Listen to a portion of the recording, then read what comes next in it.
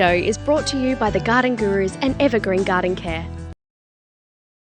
Evergreen Garden Care and their market-leading brands are some of the most trusted consumer brands within the garden care market. They produce high-quality garden care products designed to help people create their own green oasis. Whether it's a garden, a balcony, or potted indoor plants, they want to inspire anyone, anywhere to be able to easily create and maintain their own garden. To find out more about Evergreen Garden Care, head to www.lovethegarden.com. Garden Express are Australia's leading mail-order gardening service, offering a wide range of quality garden products. Each week on the Garden Gurus Live, the team at Garden Express will share a weekly offer, so make sure after today's show you jump online and visit their website.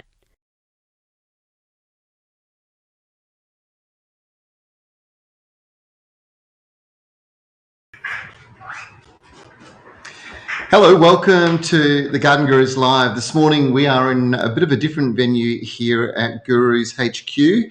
We are downstairs, and this is the living wall we have behind us, packed full of beautiful indoor plants, and they kind of act as a natural air conditioner and air cleanser. So it's a beautiful little living wall, and of course it is indoor plants, and we'll have an opportunity through today to talk a little bit about that. Of course, I'm Trevor Cochrane, and every week myself or Joe or one of the team spends this morning answering your gardening questions. This is what it's all about, is helping you out and maybe introducing you to some things that are either seasonal or problems that are occurring out in the marketplace that we can help you out with some advice or introduce you. Of course, we generally have a very good incentive for you as well, an offer for you to pick up some sort of great garden goodies. And there's a ripper coming up from Garden Express a bit later on today. So we'll talk through those.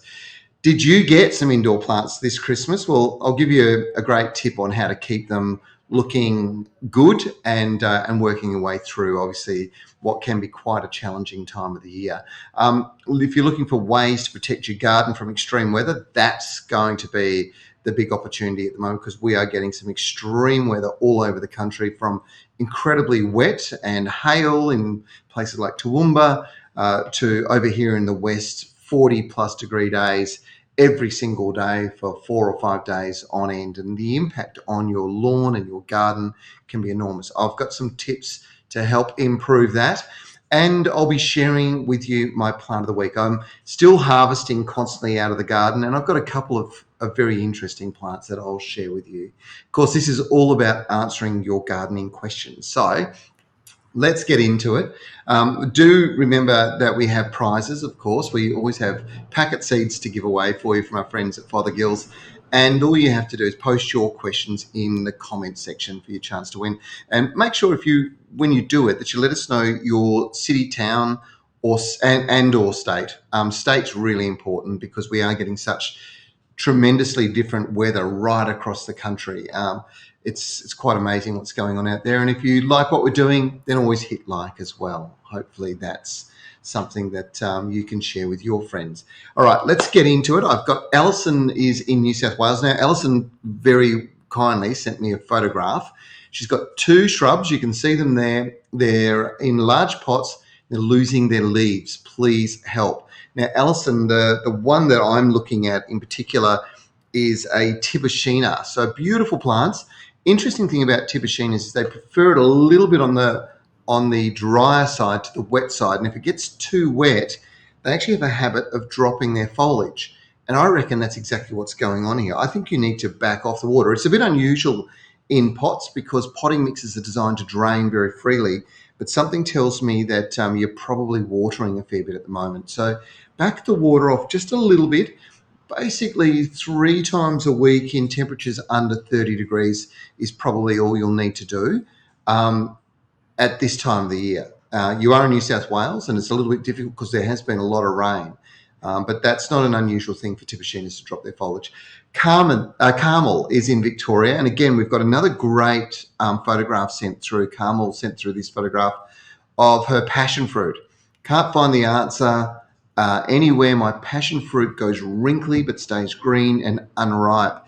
Now, bad news, Carmel, that is a classic sign of a mosaic virus, and there's not a lot you can do about it. Sometimes a younger passion fruit vine might grow out of that, but an older passion fruit vine, it will cause it to effectively slowly die and not perform. So it's probably not the news you wanted to hear, but I don't think you're going to fix that problem with the wrinkly fruit. It is a classic viral problem. Deborah is in Perth. Again, another photo. Thank you so much, Deborah. I found these creatures in one of my planter boxes. All the flowering plants were dying, so decided to pull them out and put new plants in. Any idea what they are? And that particular little picture will show us a grub, and that grub is the curl grub.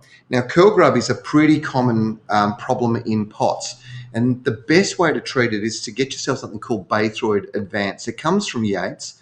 You mix it up, in this particular instance, the concentrate into a watering can, and you drench the pots, and it'll soak through and it'll clean out all those curl grubs. What they're doing is they're basically chewing on the roots, and when they get in, it wouldn't be a problem if there was one in there, but when you get 5 or 6 in there, they're going to kill your plants. They're going to set them back. So that's going to fix that particular problem.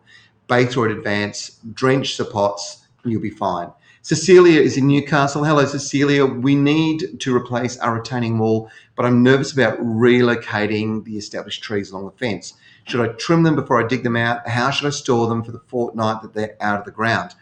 Okay, well, I've got to tell you, Cecilia, that it depends on the type of tree. So if they're a native species, it's highly unlikely that you'll be able to take them out. So they will be lost. I am very confident of that. If they're deciduous, or some of the exotic species that do transplant, you can take them out. You want to get as much of the soil as you possibly can around the root ball and not knock it off the root ball. Then you need to wrap the root ball with hessian, and you need to soak it. And I would suggest that you get a wetting agent in a watering can and you drench the soil to make sure moisture is really going in around those roots, because there's going to be a lot of damage done there. Now, soaking those in some sea salt will also do them the world of good. But really, it depends on the varieties. And it's where the previous questions that have been posted really are so good, because what they're doing is they're giving me a chance to have a look at the type of tree. So if you know what the trees are, let us know. But in future, send me a picture. It always helps. Okay, Sandra is in the Central Coast. I was given a wax ivy, but I'm not sure if it's an indoor plant or an outdoor plant. Also, I don't know how to take care of this plant. It keeps getting tiny flying bugs on it. Okay, so if it's the one that I'm thinking it is, you're basically a situation where this plant can be grown indoors or outdoors, and it's a type of Stephanotis, and can produce lovely white flowers. It is one of those plants that is probably best in a semi-shaded position outdoors, but not in full sun. So definitely I would suggest you keep it into shade if you can. Some areas it'll grow in full sun without any problem at all, but you do need to be a little bit on the cautious side. And the little flying bugs, well, I'm suspecting that they are probably something like whitefly or one of those bugs that are fairly active. So in that particular instance, you can use a chemical spray. You probably only need a pyrethrum, which is a natural insecticide, to take control of those. And that's just a misting over the foliage. And as I said, if it's outside, it's a lot better than being indoors if you're doing that. Sherry is, we're not sure where you're from, Sherry. I was wondering what the best app for mobile phones is for free to identify plants. So I've got a lot of succulents, but I don't know all the names. Sherry, this is a great question. And folks, this might be one where you want to make your contribution and let us know apps that you're using. I've tried a few of these, and if it's something that's very general, not a problem.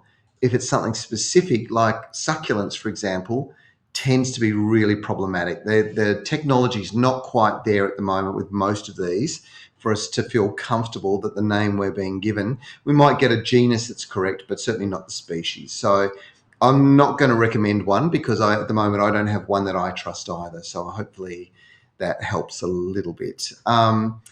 Okay, where are we? Audrey, we're not sure where you're from, Audrey. Please, folks, make sure you tell us where you're from, state, and ideally town or area. you've got a gardenia, it's not very happy and not growing much at all. What should I do? Well, gardenias should be growing really well right now. So pretty much all over the country, warmer weather, if it's warm and humid, even better, they should be growing well. So it's got to be either a lack of water, which is probably the most likely outcome, and it could be that it's also run out of energy if it's in pots. So fertilizing is very, very important this time of the year, and using a controlled release fertilizer will really help. But I'm going to recommend this. It's not the right type. This is that Scott's Pour and Feed product, and you can see it there. Now, this particular one is for indoor plants. I'll talk about this a bit later. But the great thing about this, it's pre-mixed liquid, and they have one for flowering plants. I'm pretty sure it comes in a pink container. You literally pour it into the cap, and you give 1 cap per week. Now, Audrey, if you give your gardenia 1 cap of this per week of the flowering form, you'll find that it will pick up. So this is Pour and Feed from Osmocote. Really good product, really clever product. I think it won the product of the year last year. So shows just how popular it is with people.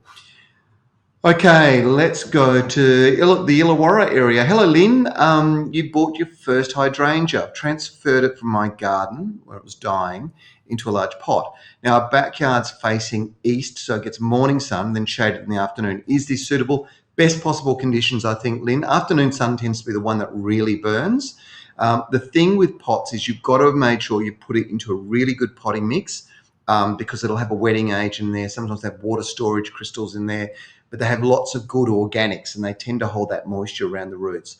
Hydrangeas really can be very sensitive in their first year or two, and certainly going into the garden. I've got a lot this year that I've put in, and they've all struggled. They're really finding it hard. We've had extreme conditions in the Western Australia, and they just don't like it too hot. But they harden up and they get better and better as time goes on. So your location is perfect. The only thing you've got to make sure you watch out for is water. Okay, keep that moisture up to them. Nikki is in the Gold Coast, in the hinterland. Hello, Nikki. Can you please explain how to sun harden seedlings when sprouted at home from seed, please?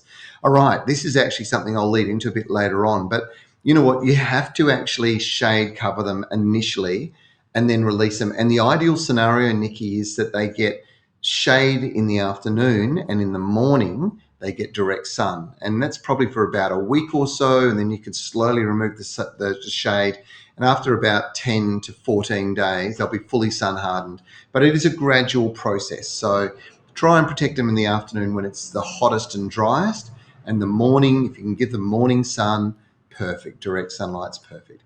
Katrina, unknown, we're not sure where you're from, Katrina. Is weed and feed good to put on lawn? Someone gave me 3 bottles. Wow. Katrina, weed and feed it depends on your lawn type. So there's 2 types of weed and feed. There's one for buffalo grasses. There's one for fine leaf lawns.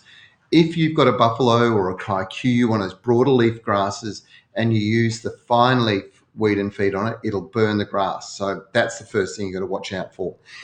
Have you got weeds is the second thing you need to ask. If you've got a lot of flat weeds, then yeah, sure, apply it, but don't apply it on a hot day. This is where letting me know where you are really helps, because I can kind of guide you in the right direction, because some places it's actually been relatively mild but quite moist.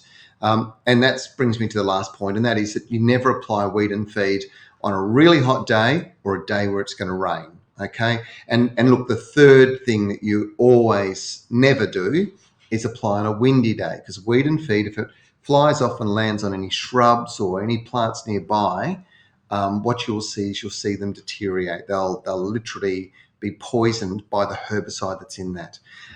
Okay, wow. Well, we're flying along. We've got lots of questions coming in, but what I wanted to do was to talk about indoor plants. And you can see our living wall behind us. We've got things like syngoniums, we've got peperonias, and of course at the moment we've got poinsettias. So we've got a lot of those sort of plants that are quite common. Many of these would have been gifts at Christmas time that you would have got your hands on, and you're probably wondering how to get the best out of them. Well, there's 2 things that you need to take into account. One is moisture levels. So in a self-watering pot is the ideal scenario. This living wall gets watered twice a week, and it's looked after pretty well. The the thing with this is that it never really dries out. And if it does, we'll see the plants deteriorate. The trick, however, is to maintain growth. So we want them to actually be growing and producing more foliage. And that only occurs when you're giving them the energy to do so. So it's where it gets into that sort of fertilizer again. So this one that I showed you before, Osmocote, it's pour and feed. Now this is specific to indoor plants, and it's a particularly good one for foliage plants. So it really does assist in growth. And what you'll see really visible results within 7 days. And as I mentioned before, it's a case of simply pouring this into the cap, and it's 1 cap per plant. Now it encourages strong root development. It's boosted because it's got these trace elements in there. You'll find it makes your plants stronger and healthier, so they're more likely to really fight off and ward off some of the pests that are quite common. And it'll really encourage this steady growth, which is exactly what you want. So it's 1 cap per week. So a big wall like that's going to go through a few bottles, let's be honest. But if you've got, I don't know, 4 or 5, a bottle like that's probably going to last you, I would say, at least 2 months, maybe 3 months. And your plants, I promise you, after 3 months of applying this, your plants will be booming. You will look like you've got a real green thumb. So it's Scott's Osmocote indoor range. Oh, I should say, actually, because that's the pour and feed. But when you think about product, think about the actual controlled release fertilizer. That's absolutely fantastic. And if you've got some of those plants that are a little more sensitive, these are sort of quite strong, hardy indoor plants. But if you've got things like ferns, then they've also got this wonderful little misting product. And if you mist this over the foliage and it's got the nutrient in it, the plants will actually absorb that nutrients in through the foliage. So the 2 other types of Osmocote for indoors are really about feeding the root system and then as such, being taken up into the plant. But if you mist in over the foliage, it's an instant effect. You'll see within 48 hours, you'll see the plant start to look good. Within 4 days, you'll see really good effect from that growth. And you can apply that probably every 4 to 7 days. And it's a good way to bring your plants back and really get them growing strongly, and particularly good for ferns from my personal experience. So hopefully that helps you. All right. Shall we get back to some questions? Let's go to Balcombe Hills. Actually, this is really good. Jayendra sent us through some photos, and I'll show you the photo, but Jayendra also very kindly sent me a video. And this is a really, really sad problem because Jayendra's got a mango tree, and it's full of mangoes, but they're seeing splitting and falling off the tree at a small stage. Now, that's a natural thing. You will get some shedding of fruit. But there's probably 2 things going on here, and we know that there's been a fair bit of rain in Sydney, and this appears to be one of 2 problems, or possibly a combination of both. And that is that you can get yourself a disease called Anthracnose. It's actually a disease, a bacterial disease, and if there's any damage to any of the fruit and just to the skin, and this disease is around, it can get in and cause black spots, and it can cause cracking and splitting. But when I've looked at the video, so I've looked at the photos here, and you can see they're splitting, they look to me like that is suddenly just literally cracking open. And that's not an unusual thing to occur when you get large amounts of moisture and nutrient. So if you've been feeding this plant after the fruit's set and the water has increased, so there's more water going to the plant, when the plant first sets its fruit, it sets to be a certain size. But if it's getting more nutrient and more water, that fruit will grow bigger and literally start to split open. See, the tree doesn't care about how the fruit looks. What the tree cares about is that the seed is as good as it can be, and that's what's going on inside. So it's producing a beautiful big seed so that the tree can go on and new trees start to pop up around the outside. Not good news for you, Jayendra. The trick is don't feed your mangoes after the fruit has set.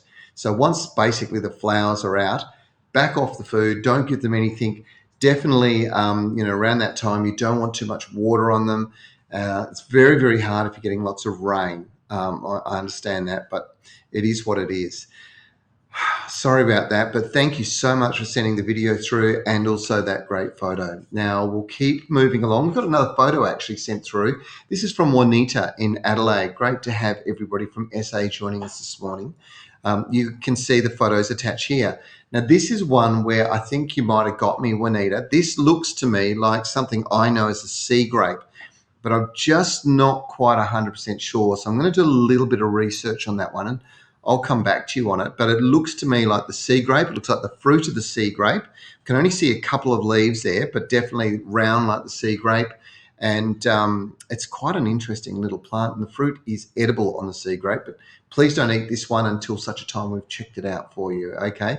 One of the good things to do with these things is obviously try and put it through us, and if I can't find out exactly what it is for you, drop into your local garden centre. You know, somebody like Heine's Garden Centre in Adelaide, great place to go to. They'll have horticulturalists on hand, and if there's a few of these kinds of trees in the neighbourhood, no doubt they will know about them, so they can provide you some really good advice. But it's a very interesting little plant. And if it's not that one, it's one other one, which I can't see how that could grow in Adelaide. So I don't want to suggest that it is, but we'll do some research. We'll come back to you. Ray has written into us, but I'm not sure where you're from, Ray. Please do that. Let us know where you're from.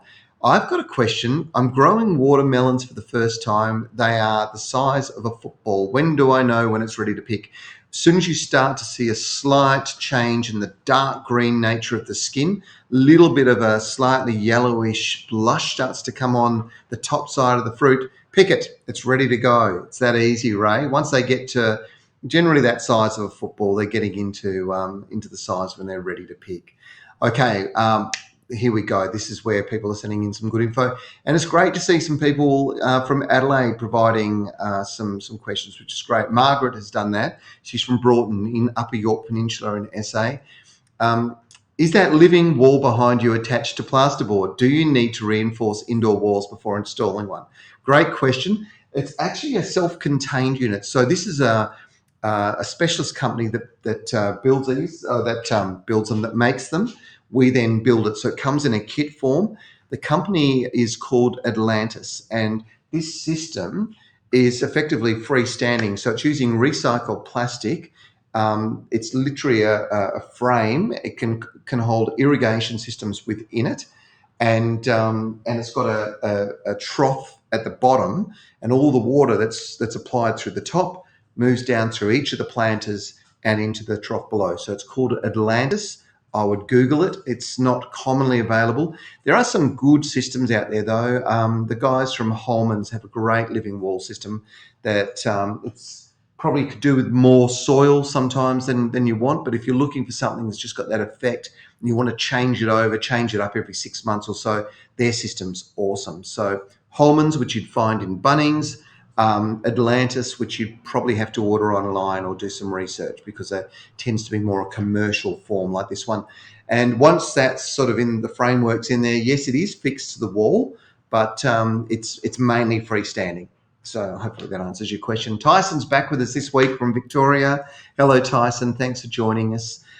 Where can you get timber from to do up the garden beds? Can you please give me some tips and advice? Yes. Well, look, Tyson, as far as timber goes, you know, probably your local Bunnings trade centre or trade area in your Bunnings store, first place to go. The first bit of advice is you need to tell them what it is that you're doing, because you don't want any timber that has been treated with arsenic.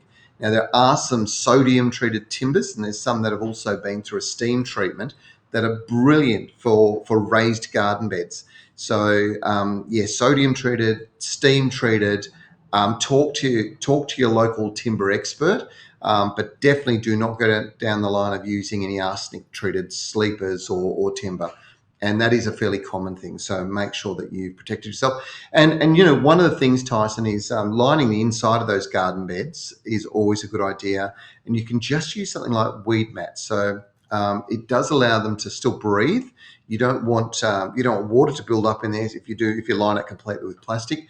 It's really that outside wall. If you line the outside wall, the timber will last so much longer. Hopefully that answers your question. And thanks again, Tyson, for joining us each week. You're fantastic. Now, remember, folks, you can join us via our Facebook page, via Garden Express's Facebook page, or via YouTube, which is what Dan from Sydney East has done. Do you recommend the pour and feed in the mist version for a Wallamai pine? are either suitable for the plant. Now, look, you know what, Dan, my advice with the Wallamai pine is that you use the controlled release, the traditional Osmocote. You want probably 2 handfuls for a Wallamai pine this time of the year, and then it's going to feed it for somewhere between 12 weeks and anything up to 6 months, depending on the type. You probably just want the general garden form. You definitely don't need the flowering form. It's not going to take up those sorts of nutrients, but that will really stimulate some good growth. And I should say to you all that right at this moment, we are now officially, 3 months, 4 months into the peak of the growing season. And we've got a lot of time to go yet, where plants are going to grow a lot before we move into the cooler conditions and shorter days. This is the moment in time in my garden when I can see my plants running out of energy. They need to be fed. They really do need nutrients being given to them if we're irrigating our garden.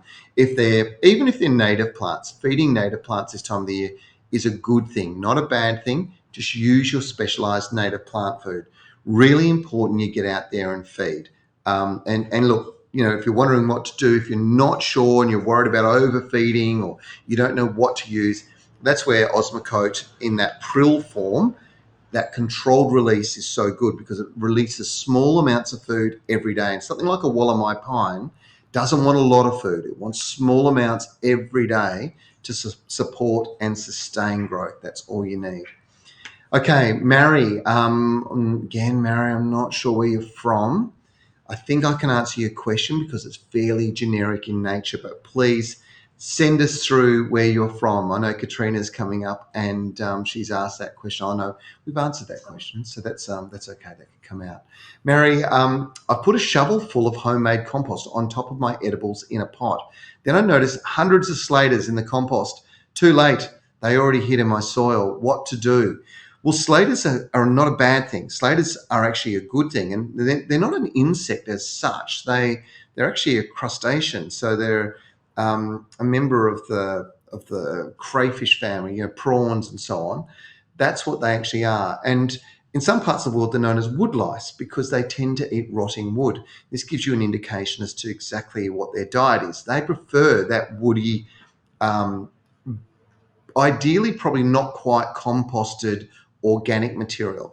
Now, when they consume it, they actually process it themselves and provide fertilizer into the soil. So they're not a bad thing to have, but in large quantities with soft foliage plants like, say, seedlings, they can be quite a problem. So if you want to get rid of them, the simple thing to do is get yourself an orange and cut it in half and squeeze the juice out. Drink the juice and take the halves out. Put them on top of the pot where you've got your compost about 4 o'clock in the afternoon. Then at about 8:30, 9 o'clock, come out with a plastic bag and pick your halves up. You'll find that all the slaters have gone to that juice inside. They can't resist it. They love the sugars that are in the orange, and they'll be eating the flesh. And if you take those 2 halves, pop them in the plastic bag, take them up to your chook pen and give them to your chooks, or tie a knot in the top and pop it in your bin. That'll be the end of those slaters. But yeah, as I said, slaters it's not the end of the world with slaters because they are a completely natural part of the ecosystem. And, wherever we can, let's avoid killing animals. Let's try and keep the balance right. That's the important thing. Okay, I hope that helps, Mary. Now we're going to head back to Perth. Okay, hi, Hannah. You're in Perth. How do I keep my potted Christmas tree alive for the next year? It looks a bit sad. Do you know what? It's probably been indoors and they're growing outdoors. The trick right now, Hannah, is for you to take that tree and pot it up into some really good potting mix in a pot that's one size larger and put it in a sunny spot, okay? Potting mix has to be premium, so look for that Osmocote professional mix. Now, you can get the orange bag, but I would go for the blue bag, all right? That's the premium of potting mixes. It's got everything that plant is going to need to get it growing and looking happy again. So do that. And what you'll find is within probably 6 months, that tree will be looking magnificent, just in time for Christmas to come in sort of around about November, December, later in the year. So hopefully that helps. Rebecca is in Hilbert and she's losing a veggie garden to caterpillars, which is a lot of people are actually bringing this up, all right? So there's a lot of caterpillar activity out there at the moment in different places for different reasons. They really are thriving. If they're out of control and they're ruining your veggies, then you want to use something like Dipel or Success. Now, both of these use a bacterial agent that, when sprayed over the top of the foliage, the caterpillars digest it and it disrupts their digestion process. And in doing that, they stop eating. So they won't eat any more of that, and then they'll just disappear. It is a nice natural way to do it and does help you avoid spraying chemicals on your produce. Always follow the directions, but this is the most natural way to control it. Dipel or Success. There's two of them out there and both of them are really good. Wow, we really have a lot going on. And I might have mentioned earlier on today that we got a fantastic video, and it sort of, I suppose, made us realize that we would love to sort of hear a little bit more from you. And videos of what you're doing and what's happening really do help us. So every week we are going to try and answer a couple of viewers' questions, basically via video. So we're going to encourage you to send in a video submission. You're going to need to just tell us your name, your location, and then talk through your gardening problem. Ideally, show us the plant up front and talk it through. It's a really good way for us to be able to, well, for me to personally to be able to answer it, but more importantly, for everybody else to see what's going on, because they may well have that same problem going on in their garden. So great chance for us to interact. 2 videos will be selected every week to be played on the Garden Gurus Live, and I'll answer them here for you. We'd love to see what your garden looks like too, and what the problem is if it's occurring in your local location. Videos will only be selected if they follow that criteria, that is, your applicant stating your name, your location, your question, and you must be submitting them through the Facebook page by Wednesday, the week before we go live. Obviously, I'm not going to be able to answer all questions, but if you'd like to be involved, send us your video questions. Here's an example of some video questions that have been sent in. Hey, my name's Julian and I'm from the Gold Coast in Queensland. My question is, if you live in a hot place and you have the aircon on a lot of the time, is that bad for your houseplants? And what can you do to fix it if it is? Thanks. Well, that's a great question, Julian, and thank you so much for sending that in. Interestingly enough, air conditioning can be a real nightmare for indoor houseplants. Remembering most houseplants have origins in tropical rainforests, so very high humidity. They much prefer to have a humid environment than they do to have a dry environment. And when you're running aircon all the time, or even during the winter, running your heaters on, it can often cause the air to dry out. And then what you'll start to see is around the outside edge of the leaves, this burning effect. That's quite common on plants like ficus. So, that fiddle leaf fig, if you're getting brown edges around the outside, probably what you want to do is move it to the furthest point away from your air conditioner as you possibly can. And getting a little mister, one of those $2 misters that you can get from your local supermarket, popping some water in and occasionally just misting the leaves does them the world of good. Now, question number 2 came from Robin in Perth. Hey, Robin here from Perth, WA. Our grass has suffered a lot over the summer with the heat wave and everything, and we've watered it, but it's still struggling. Just wondering what other things you recommend, products we could use to bring it back. Thanks. That's great, Robin. Really good. 1, great that you've asked the question, and 2, that you've sent us some video in to show that lawn. We can see it, and it's stinking hot weather at the moment, and this is where you'll really see any shortcomings to your irrigation system. Your lawn will show it up straight away.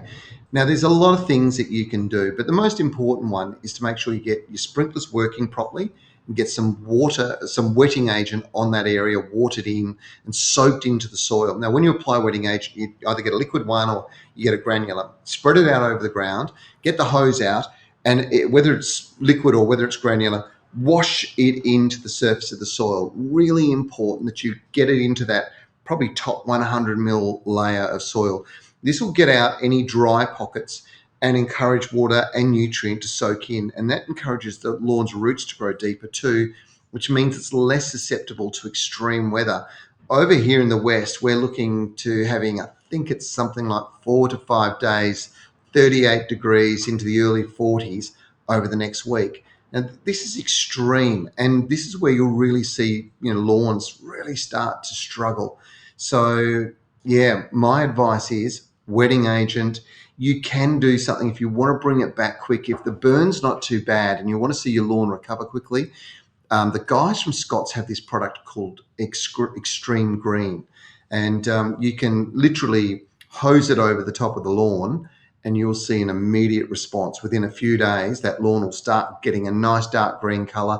It's not going to solve patches where it's died off, but what it will do is encourage the lawn, anything that's alive under there, to pop back up and take off, and anything that's growing across to spread across and cover those patches quickly. Hopefully that helps. Certainly, lawns getting patches, now is the time when you really do start to see it as a consequence of extreme heat. So hopefully that helps, Robin. Okay. Plant of the week, you know me, I can't help myself. I can never come up with just one plant. So I thought I'd show you this one here. It's just about finished flowering, but it is just beautiful. And it's bergamot. So I got this from Swan Valley Nursery, and it's part of their range of tea plants. So bergamot is got that wonderful Earl Grey flavour that comes into it. It's often used in quite a few different types of teas, and the flowers can be picked and thrown straight into hot water and just steeped for a while to get that natural tea without necessarily the caffeine kick that you would get from the tea leaf. Now's a good time to grow it, and the reason why I say it is because you might also see plants like this out in the marketplace ready to buy. This is pawpaw, and if you're going to plant a pawpaw, it doesn't matter where you are, now's the time to buy the plants and plant them into your ground, because you want them to be growing during the warmest time of the year. They love the heat. They are a tropical plant. And if you've got bergamot nearby and your pawpaw is producing lots of flowers, you'll be bringing lots and lots of bees in, because the bees will see the bergamot, fly to it and fly to the pawpaw flowers and do a lot of cross-pollinating for you. So you'll end up, if you've got a male or a female, highly likely they'll move between others in the district. You'll end up with a lot of fruit setting quite quickly. So if you're not getting a lot of fruit set, bergamot in your garden, this, as far as fruit goes, this is such a good fruit for us. It's not everybody's cup of tea, but the great thing about pawpaw is when you eat it, it's got an enzyme in there that is so good for digestion. So if you suffer from a bit of indigestion after a meal, or even sometimes having this before a meal, what it will do is it'll activate these stomach enzymes of yours and allow you to process the food a lot better, reducing your risk of getting anything like indigestion or heartburn. So pawpaw is a great addition to your garden, and the fruit, which is now available in stores quite widely, great fruit to be eating, incredibly good for you. And when it's sun ripened at home, just tastes so good. Okay. We're starting to get a lot of questions coming through, but I think before we fly into it, we might just go and talk about this new product. Well, it's not a new product. It is actually a product that's extremely seasonal. And Robin sent through that video before about a lawn, but so many people bringing up about problems with, I suppose, extreme heat, really setting back things like seedlings. And we did have a question earlier on about that as well. So Garden Express have these wonderful tunnels. They literally are expandable. They come with a little frame, and you can put them out into your garden. This is them. You can see them up on your screen. They are absolutely brilliant. Now, there's 3 or 4 different types. There is the one that's the poly tunnel, which is really good if you're getting seedlings, if you're growing from seed and you're getting them up, because it keeps the moisture in. The one you're now seeing is the shade one. This is vitally important if you're planting seedlings or small plants, because what it does is it really does reduce the extreme. And there's a really good one if you're in cold conditions, which is a fleece tunnel. So it allows you then to grow during the other times of the year when it's really cool. This is known as the Garden Express Gardener's Advantage range. And the mini tunnels, they just are such a great one-piece expand out concept. They're 3 meters long, so it's typical of the average garden bed. You can get a lot of plants protected under that for some period of time. Also a chance for you to create a barrier between pests as well. So if you're getting your first plants up early for example, in the season when it comes to things like strawberries, you don't want snails and slugs getting into your strawberries and eating the fruit. This is a nice way that you can protect them.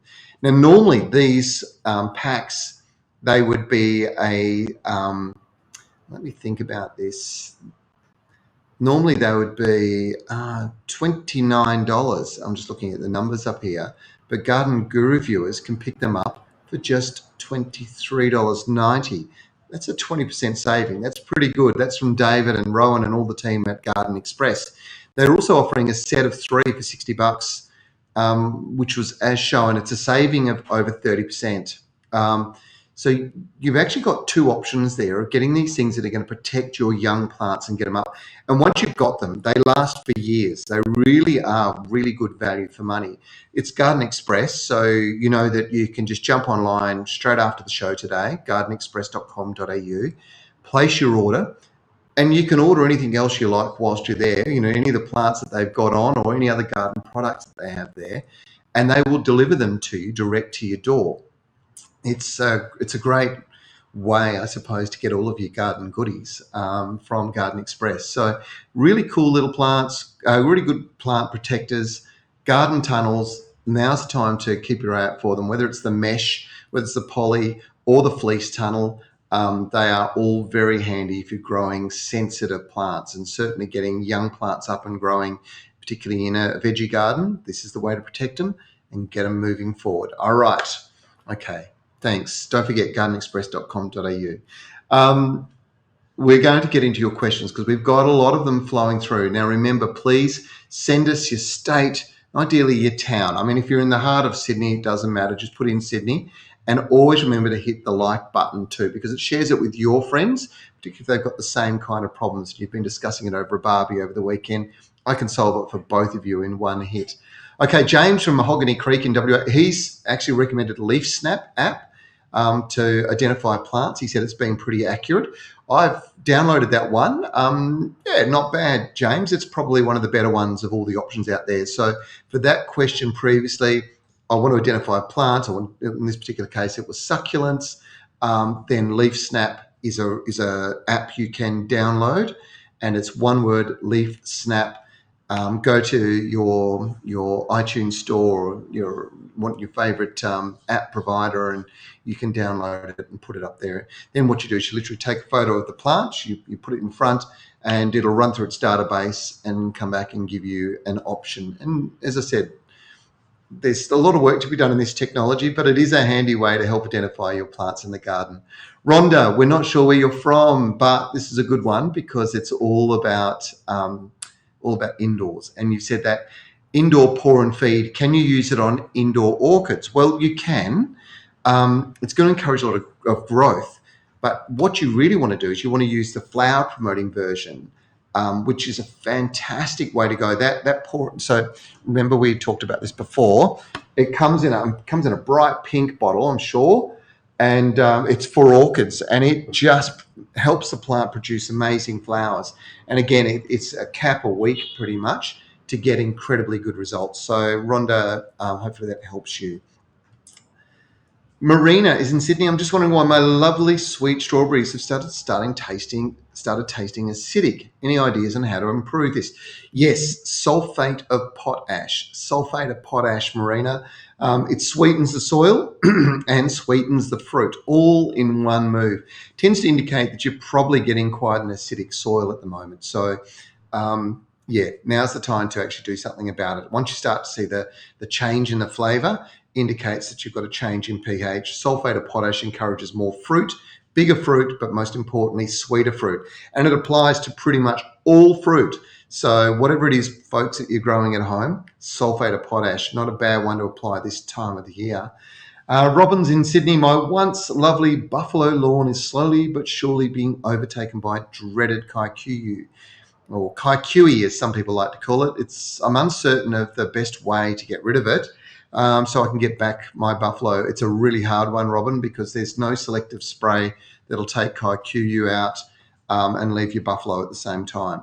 The only way to do it is probably to use something like a contact spray that is systemic, like Roundup or glyphosate. Mix it up and literally paint it on the runners, and that will slowly knock it back. It's the one good way to actually knock back the kikuyu, but very difficult because kikuyu is so vigorous and so difficult to control. If it's early stages, you might be in with a chance. Okay, let's go to Melbourne. Hello, Helen. Thanks so much for writing in. What's the best time to cut back my leggy Japanese lanterns? Okay, so this is a beautiful plant. I love them, and they do get leggy. Now is a good time to be cutting them back. What you don't want to do is do it if you're going to have some 40-degree days ahead of you, and I know it could be this time of the year. Always around the Australian Open, start getting some pretty hot weather. So, if you're going to take a risk, you can cut them back now. They'll bounce back, but they might need a bit of protection with some shade if you cut them back. Or you can leave it to March when we know the worst of the hot days are behind us. Cut them back then, and they will recover quite quickly at that point in time. Hopefully that helps you. Deborah is from Lowood in Queensland. We're all over the country today, which is wonderful. Now, my double white desert rose flowered last year, and the flowers were beautiful. My question is, this year it flowered single pink, and you're at a loss to know why. So that's what they call reversion. Sometimes they revert back to one of the parents. Now, it can actually be that just one branch on that plant flowers single pink and the others will all flower white. And hopefully that's what the case is. Now, the single pink will be more vigorous, so eventually it'll actually overtake the double white. So what you want to do is find where the flowers are coming from that and remove those branches, and hopefully all the energy will go into the double whites and you won't get too much recurrence of the pink. If you keep doing that, and often you'll see this with variegated plants, you'll see a green growth start to come out. If you remove the green growth, all the energy goes back into the variegation, you should be fine. Pam is from Broken Hill in New South Wales. I've inherited an elkhorn fern that desperately needs some advice on how to care and feed it, please.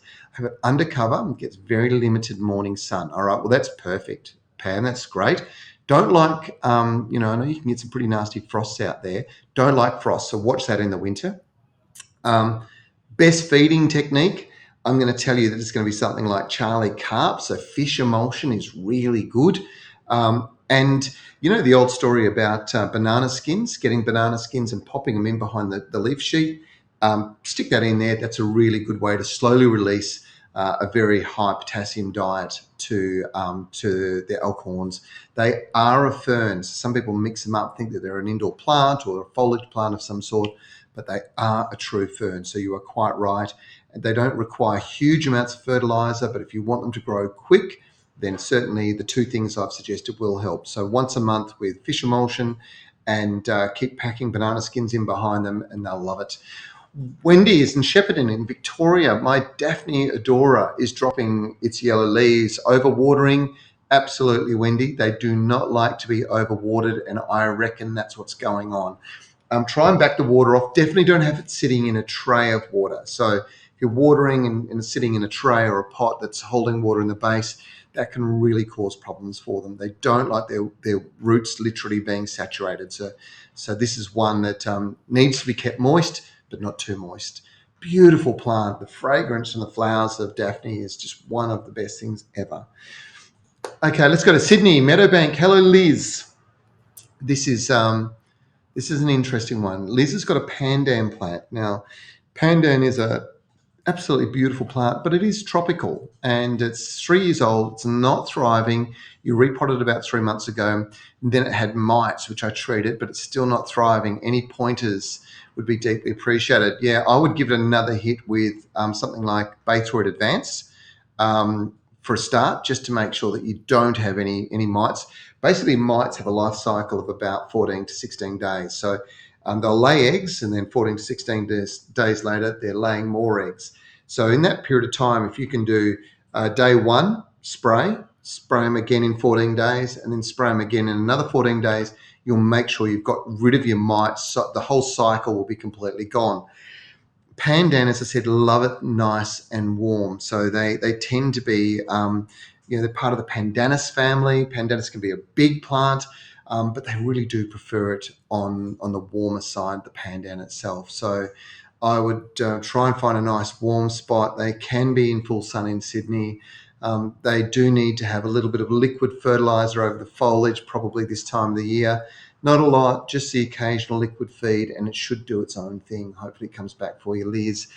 Vanette in Balladura, that's here in Perth. My 2-year-old plum trees, a protea and a peach, have been attacked by termites. Now, they were professionally sprayed and the plum tree survived, but I lost the protea and the peach. Is this common? And is there anything that could have been done to prevent this from happening? No, you know what? Sometimes it just happens. I had a mulberry a few years back that was the one that I really wanted to grow. It was a red chartreuse, really difficult to find and get. And for whatever reason, the termites went around everything else and went to that tree and ate out the bottom of it, and it died. I had to treat them. Sometimes termites are brought into gardens when they're dry, when there's a lot of wood chip use. They can be active because of that. If they're things that you're doing, then maybe you might want to rethink about the kind of one is the kind of mulch you're using, and 2 is increase the moisture. So maybe soaking the ground or in all your garden beds with a wetting agent is a big deterrent for termites, and also for ants, folks. So if you've got ants and they're pretty active, get the ground nice and wet. They'll move on to somewhere else. Louise is from Perth as well. In fact, we've got a few from Perth flowing through, which is great. Is the root system of wisteria and jasmine invasive? My other plants are getting choked. They are surviving, but they're not thriving by a root system which is like a bowl of matted roots. Well, they do have a pretty intense root system, wisteria. Jasmine a little less so, but jasmine can smother them out the other way, and that's just literally overtake them. So the answer is that, they do have a relatively vigorous root system. If the plants are up close, it might be knocking them back just a little bit. There's not a lot you can do though, and I wouldn't be removing wisteria or jasmine from my garden. I would maybe be moving plants a little bit further away from the plant that you think's competing with it. Kerry was staying in Perth. We'll stay for a couple of questions in Perth before we head right across the country again. Kerry's got a small apple tree and a raised garden bed. What's the best time to transplant it? Winter is the best time, Kerry, when they go dormant. So leave it in the garden bed during the growing season. Give it a bit of a prune back before you transplant it, and then transplant it probably in July is the best time, and give those roots a soak with sea salt, and it'll do very well. Colette is in WA. Hello, Colette. I've planted new roses, but the flowers and new growth is munted. Got tiny messed up flowers. I heard it might be chili thrip. If so, what can I do for them? Colette, I am absolutely sure that is what the problem is, and we're seeing it so commonly. And I've had to treat it in my own garden with my own roses, and it really destroys the flower bud initially, but it can get new growth as well when they're really bad. Best treatment, I'm going to tell you to apply Baythroid Advanced over it, over the foliage, over the flowers, and I would do it 3 times over the next 3 to 4 weeks if I was you. And you will break the breeding cycle of those thrips. Any of the damaged growth is going to need to be trimmed off, and I would give the plant a really good feed to encourage more growth. Now, if you see any more of that sort of damage, I would do that 3 spray with the Baythroid again, and you'll knock the population of the chili thrip down. What you don't want to do, though, is be spraying every week for the rest of the season with any kind of spray, because thrips adjust and adapt, and it won't kill them anymore next season. So keep that in mind. Claire, my zucchinis are doing well, but not many female flowers opening up. The males open early, but some days I can't find a female flower. I'm keen to manually pollinate. Now, Claire, with zucchinis, when the weather is really hot, they tend to produce more male flowers, less female flowers. I've got it in my garden right at the moment. Not a lot you can do about it except for wait until the weather cools. Once you get a few cool days in a row, you'll see female flowers emerge, and that's when you'll get out and get pollinating. Hopefully that helps you. Tracy is in Adelaide. Hello, Tracy. Thank you to you and everybody in SA for joining us today. How would you water frangipani cuttings that have finally started to grow leaves? They've been looking like dead sticks for over a year. Well done on getting your cuttings up and growing. Now is the time to start watering, and I'd be watering them 2 to 3 times a week if they are in pots. Really, probably a really good way to go just at the moment. And I wouldn't be scared to give them a bit of liquid fertilizer at the same time in that water. That will really help them get a good root system established and get a bit of growth and I suppose just to cement themselves as far as a strong, healthy plant goes. Now we're going to Tassie, which is great to catch up with everybody down there. And Natasha has asked, my mum wants me to assist her to create a garden at her house. She's in northern New South Wales though. Any advice on a web page or magazine to assist me to educate myself in plants that thrive in hot climates? Every week on the Garden Gurus, during the spring and during the autumn, we have a regular contribution coming out of New South Wales from my mate Nige Ruck. Now, Nige is an absolute gun when it comes to plants, and he's showing some really amazing plants that thrive in that hot New South Wales, particularly the northern New South Wales climate. Some beautiful gardens up there, and I featured some of them myself on the show as well. So I'd suggest you go to our website. It is thegardengurus.tv. Check it out, and that should help you a lot with regards to the information that you need to get to assist mum with the garden. Natasha, I hope that helps. Warwick, we're not quite sure where you're from, Warwick, but look, staghorn ferns, they tend to be this is a standard sort of problem. Your question is, my staghorns are getting eaten by fluffy white looking bugs. Any good sprays I can use? Well, this is a pretty difficult one because it says to me that you've got mealybug. Mealybugs are a terrible insect. It really is difficult to get rid of on staghorns, and it will set them back to the point where they'll die if you're not careful. So you do need to get in control of it. And I've been sort of going to this Baythroid a fair bit in the last day or so, but it's another one that will knock mealybug around. And I would suggest that you look at applying it, only apply it at recommended rates, though, Warwick. So check the label, read it thoroughly, and then apply at those recommended rates. If you put too much spray in your container, you'll burn the plant. Ferns are notorious for getting burnt by chemicals. So this is one that I don't really have an easy go-to natural solution for you. Sometimes they'll recommend that you use things like white oil and that. It's just not going to do the job, to be quite honest, with staghorns. You won't get rid of the bug. So for mealybug, you're going to need some sort of treatment. Hopefully that helps. Okay, we're going to come back to Perth, and Sue was given a Coleus Main Street. The first few weeks it was fine. Now it's dropping its leaves rapidly. It's currently indoors in the lounge originally, now the sunroom with great airflow. Is this okay? Coleus really like it bright. They do like it bright, but they don't like full sun. I know that's difficult. So being indoors is not a bad thing. If you've got a really nice sunny area, great. The other thing they don't like is overwatering. Underwatering is a problem, but overwatering is a really significant problem. So, you've got to try and sort of just keep checking that soil to make sure that it's moist, but not saturated. So it can't sit in a tray of water or anything like that. Hopefully that helps, Sue. I love Coleus, beautiful plant, really lovely. Barbara is in North Haven, and we've gone back to Adelaide. This is coastal Adelaide, North Haven. I've got a frangipani in a pot, and I was going to transplant it into the ground, but it is now flowering. When's the best time to transplant? Well, very easy, Barbara. Don't go panicking. You can plant it as soon as it's finished flowering and leave it in the pot doing that. Then get it into the ground. Put in lots of good soil into the ground, okay? So if you've got a heavy kind of soil, I don't think that that's what you're suffering from in North Haven. I think it's more a kind of sandy, free draining soil. If you've got a sandy, free draining soil, lots of compost in there.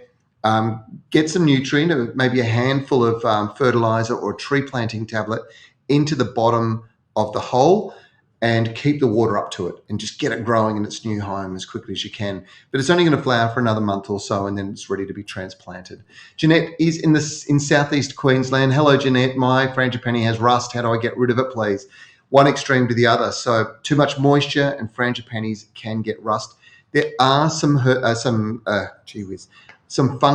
that you can get. It depends on your local area, because some rust can become quite resistant to fungicides. I would recommend, Jeanette, that you go and see your local garden centre and talk to them about that. My advice is that you get 2 different rust treatments if you can, and spray it over your tree. Now, spraying it on top of the foliage doesn't have any effect at all. You're going to have to get a high pressure sprayer and spray it up underneath the foliage and all the way through the tree. And that will help get control of that rust problem. Matthew is in Melbourne. Hello, Matthew. When will our frangipani start flowering in Melbourne West? Well, it should be about now, Matthew. A little bit cooler, so tends to be a later flowering season in Melbourne. But certainly in the warmer climates, they're either flowering now or they've even gone past it. But Melbourne, you should be just a little bit later, so hopefully that helps. Norelle is in Haywood in South Australia. I can't believe we've had so many South Australians come in today. It's great to have you join us. I've got flies that come from the potting mix from inside plants. What do I do to get rid of them? I've already changed the potting mix, but it's still getting them. Okay, so the potting mix you need to change to is one from Scott's. It's called it's Osmocote for indoor plants. It's in a grey bag, and it uses cocoa peat. And those flies you're getting rid of appearing are called fungus gnats, and they're eating the wood in the other potting mix. That's the source, and it's a good source for them to, one, get food, and two, to breed. So I change the potting mix. Make sure you're using a specialised indoor potting mix that uses cocoa peat as the base. That's the first thing. Getting rid of them. There is a product from Yates actually out there for fungus gnats, and it's just basically a highly absorbent stone that you could spread across the top of the soil. So you could use something like zeolite if you had it as well. You move it over the top of the soil like a little layer just over the top, and that will dry out the top, like literally a couple of millimeters of soil where all the eggs sit, and you won't see the fungus gnats come back. They'll go forever. Hopefully that helps. Norelle. Monica is in Traralgon. Sorry, I'm struggling here. South. I've been given a little pot of 20 little dragon fruit. Do I transplant them into bigger pots as is, or do I separate them? Once they are growing, sounds like they've been grown from seed. Once they're growing and they're beyond the first two leaves, you want to transplant them, and you want to transplant them into separate pots. Now, only little tubes is all you need. So get a tray. You can get those little tubes. Head to gardenexpress.com.au and you can actually get your hands on them. They sell them there. And you just pop a little potting mix in, and you prick them out of the big pot that you've got, put them into little pots. And once they've got growing, they're established and their root system is down into the base of that tube, you then put them into a bigger pot, which probably won't be until we start to get into sort of, middle of summer next year. You want to get them established and be growing really strong. Interesting thing is, if they've been grown from seed, you could get sort of variation in the color of the fruit, in the size of the fruit, and also the taste. So it's something that will be very interesting to see. Okay, we're just about done. I'll answer one more question. Nikki is on the south coast of New South Wales. Hello, Nikki. I've got a plague of snails. I can't use baits because of my dogs. I've got beer baits down, but always full. Is there anything else I can do? I've had a little bit of a problem with the beer baits at my place because one of my dogs took a liking to beer.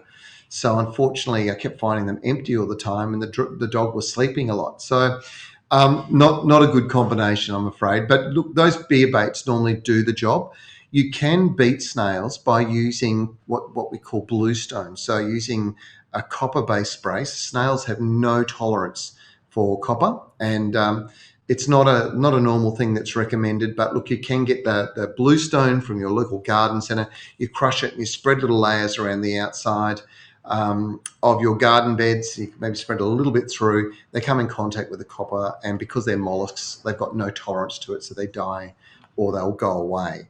One of two good things, and they're not going to affect your dogs either using the bluestone, so the dogs will tend not to like that at all. So that should be a good solution for you. That's pretty natural because bluestone is just copper sulfate, basically. It's just a natural occurring copper product. Hopefully that helps. So thanks so much. If you've enjoyed today's show, always remember, hit that like button. It really does help us. And we're sorry if we didn't get to your question today. There's been a lot coming through. We try and get through all of them. We really appreciate you taking the time to join us each week. Robin will be sending a message to our seed winners after today's show. And I'll be back next Monday for another session of the Garden Gurus Live. It's 12 p.m. Australian Eastern Daylight Time. It's 9 a.m. if you're over here in the West. And don't forget your video submissions via Facebook. Get them in before Wednesday. 2 will be chosen for next week. Remember to state your name, suburb, state ideally, and of course the question. And if you can get a shot of you asking that question and shot of the problem, even better, we can split it as we saw earlier on with the one that was sent in by Robin.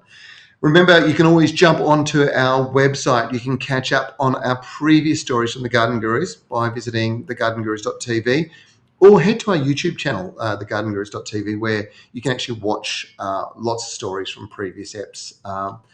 And there's a lot of great content there. YouTube is a great source of information at times. And if you missed something from today's show, you can either watch it again on the Facebook page, or alternatively tune in as a podcast. And you can do that by visiting something like Spotify, Apple Podcast, Audible, one of your preferred apps. But you'll find those three. You'll find our podcast on there.